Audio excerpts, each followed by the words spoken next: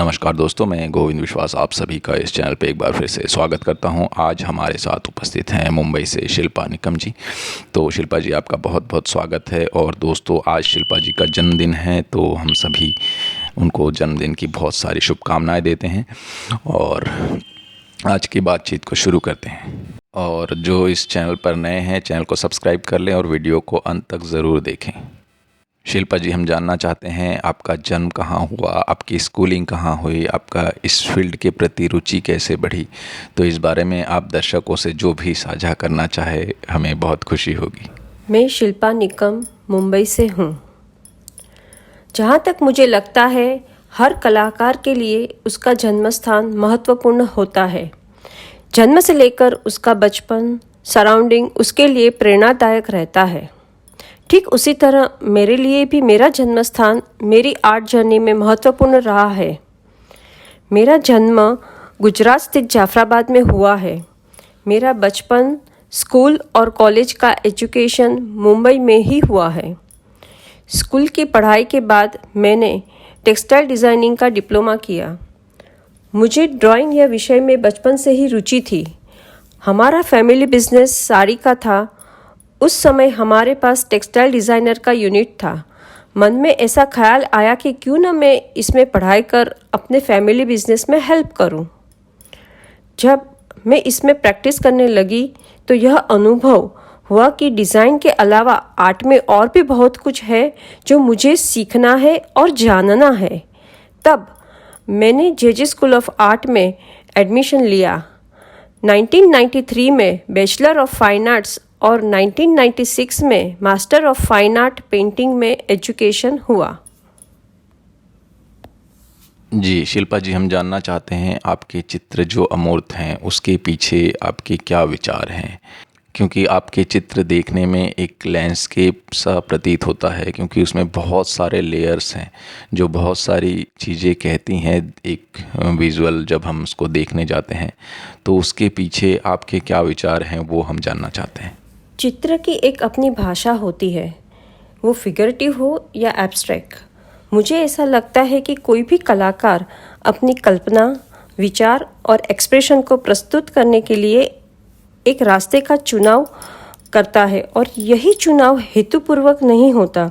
यह एक स्वाभाविक क्रिया है और हर कलाकार का अपना एक स्वभाव, संस्कार और अनुभव होते हैं जो समय के साथ व्यक्त करने की अपनी भाषा को डेवलप करता है। पढ़ाई के समय में निरंतर ऑन द स्पॉट स्केचिंग और लैंडस्केप करती थी। फाइनल ईयर में मैंने पोर्ट्रेट सब्जेक्ट को चुनने के बावजूद भी मुझ में लैंडस्केप के जरिए प्रकृति के रहस्यों को समझने का और उससे संवाद करने में रुचि निर्माण हुई। फाइनल ईयर से ही मेरा कंपोजिशन लैंडस्केप एब्स्ट्रैक्शन में प्रस्तुत होने लगा। जी, बहुत ही खूबसूरत बात कही आपने। मेरे विचार और भावना के अनुरूप जो मन में विजुअल तैयार होते हैं, उसी को कैनवास या पेपर जैसे अलग अलग सतह पे उसके अनुरूप माध्यम का उपयोग करके पेंटिंग करती हूँ। एब्स्ट्रैक्ट पेंटिंग करते समय एक फ्रीडम को महसूस करती हूँ। मेरे वर्क का प्रोसेस है कि थॉट एब्स्ट्रैक्शन, आप क्या सोचते हो वो वहीं से आता है। मेरे रिसेंट वर्क माइग्रेंट सीरीज़ पे है, जो 2018 में इसी विषय में जहांगीर आर्ट गैलरी में सोलो एग्जीबिशन हुआ था, जो आर्ट हिस्टोरियन और art curator Johnny ML sir ने क्यूरेट किया था। अभी मेरा रिसेंट वर्क इसी विषय में कार्य कर रही हूँ। मुख्य तौर पे मेरे पेंटिंग्स में मैं अपना जन्मस्थान, मेरे पूर्वज और उनका व्यापार जो आज़ादी के पूर्व के भारत में गुजरात स्थित जाफराबाद में हुआ करता था, और जाफराबाद से मुंबई स्थलांतरित हुआ मेरा परिवार और वर्तमान में उनका व्यापार, इन सारे विषयों को मैं अपने पेंटिंग्स में दिखाती हूँ। मेरा बर्थ प्लेस जाफराबाद उस समय कैसा था और आज कैसा है, उसका सोशली, इकोनॉमिकली, कल्चरली, पॉलिटिकली उस पर क्या प्रभाव हुआ है, उसे अपने चित्र में टेराकोटा तावड़ी, जिसे ग्रिडल कहते हैं, उसमें जो मेरे और पारिवारिक इतिहास के सबसे करीब है, उस तावड़ी की बाहरी सतह पर अपनी शैली में पेंटिंग किया है। उसी के साथ पेपर बोर्ड, कैनवास इत्यादि माध्यम पर इसी विषय में मेरा चित्र कार्य चालू है। जी, शिल्पा जी, आपके चित्रों में एक लेयर्स का बहुत बड़ा योगदान है जो कि हम दिखते हैं, और इस स्पेस डिवीज़न जो कई बार हमें बहुत एक उसमें एक प्रोस्पेक्टिव दिखता है, एक सरफेस दिखता है, एक दुनिया से दूसरी दुनिया की ओर कदम रखने वाला जैसा एक विंडो प्रतीत सा होता है।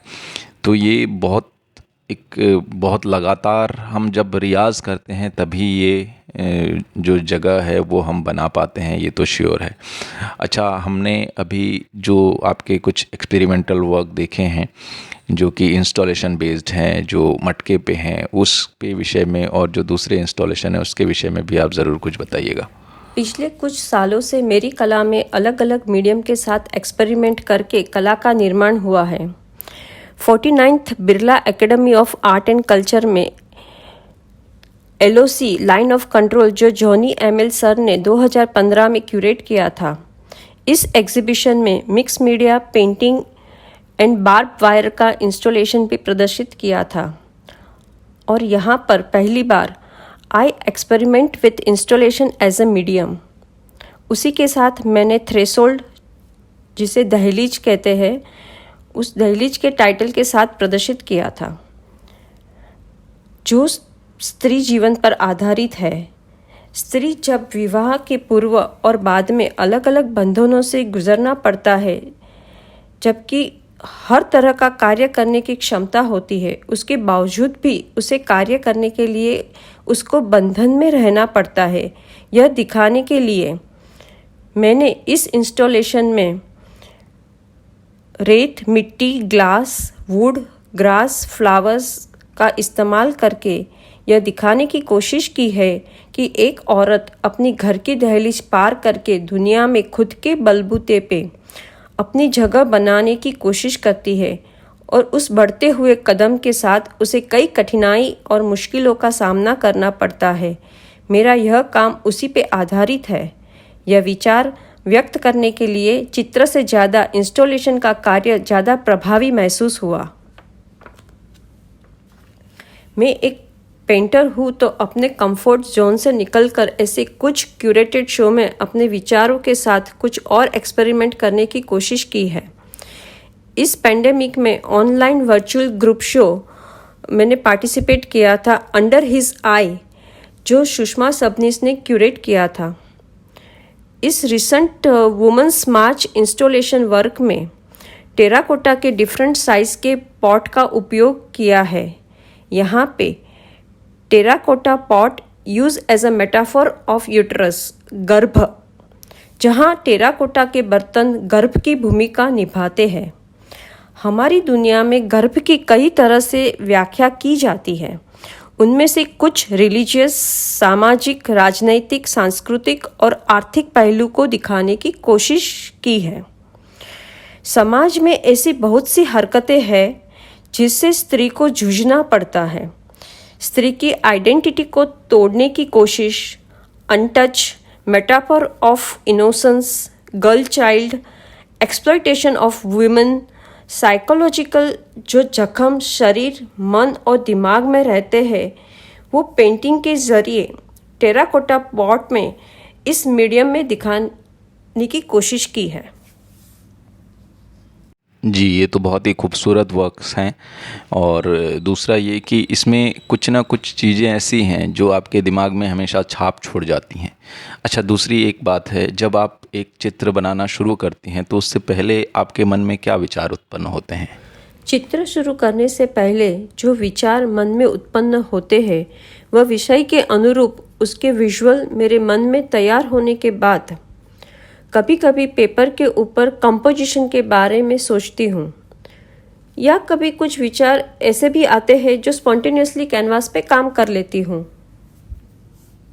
जी, शिल्पा जी, हमारा अंतिम प्रश्न है, जो नए स्टूडेंट्स हैं व नए कलाकार हैं जो इस फील्ड में अभी अभी पास आउट होकर आए हैं, क्योंकि अभी एक पेंडेमिक का दौर गुज़रा है, तो एक सबके मन में एक ऐसे प्रश्न है कि आने वाले समय में फ्यूचर में क्या होगा, तो उनके लिए आप क्या बोलना चाहेंगी जो कि उनको जीवन में काम आए? कला क्षेत्र के विद्यार्थी और जो हाल में ही पास हुए युवा कलाकारों को यह संदेश देना चाहती हूँ कि आप तन मन धन और लगन से मेहनत करके अपने गुरुजनों ने दिए गए ज्ञान के साथ आधुनिक जगत में होने वाले प्रयोगों के ध्यान में रखते हुए धैर्य के साथ अपनी कला में कार्यरत रहे। जी बिल्कुल, बहुत बहुत धन्यवाद शिल्पा जी। और एक दूसरी बात ये है कि जैसे जो गुरुजनों का दिया हुआ ज्ञान है वो आज जब हम पढ़ रहे हैं या पढ़ चुके हैं तो उस समय हमें बहुत हम ना के बराबर समझते हैं, परंतु जब हम फील्ड में काम कर रहे होते हैं तो उनकी वही बातें अवश्य कान में गूंजती होंगी। दूसरों के साथ मुझे पता नहीं, लेकिन मेरे साथ तो होता है कि जब मैं काम कर रहा होता हूँ तो मेरे शिक्षकों की वो कही हुई बात आज भी हमारे कान में गूंजती है। तो ये चीज़ें समय जाने के साथ साथ आपको उनकी महत्वता का पता होता है, पता चलता है। तो जो भी कलाकार, जो स्टूडेंट्स अभी कॉलेज में पढ़ रहे हैं, वो उनके शिक्षकों की बातों को मन लगाकर सुने। गूगल वर्ल्ड ज़रूर है, लेकिन आप जब एक शिक्षक की बात को आप गांठ बांध लें और उनके हिसाब से उनके समय के साथ साथ थोड़ा अपना ये करके चलें तो बहुत कुछ सीखने को मिलता है। तो इसी के साथ हम आज की बातचीत को यहीं रखते हैं। बहुत बहुत धन्यवाद शिल्पा जी, और सभी दर्शकों का भी बहुत बहुत धन्यवाद जिन्होंने इस बातचीत को पूरा सुना। गोविंद विश्वास जी ने मुझे अपने कला के बारे में विचार व्यक्त करने के लिए अपने चैनल पर आमंत्रित किया, इसलिए धन्यवाद। इस चैनल को लाइक करें, शेयर करें और सब्सक्राइब करें और बेल आइकॉन को ज़रूर दबाएं और कमेंट करना ना भूलें।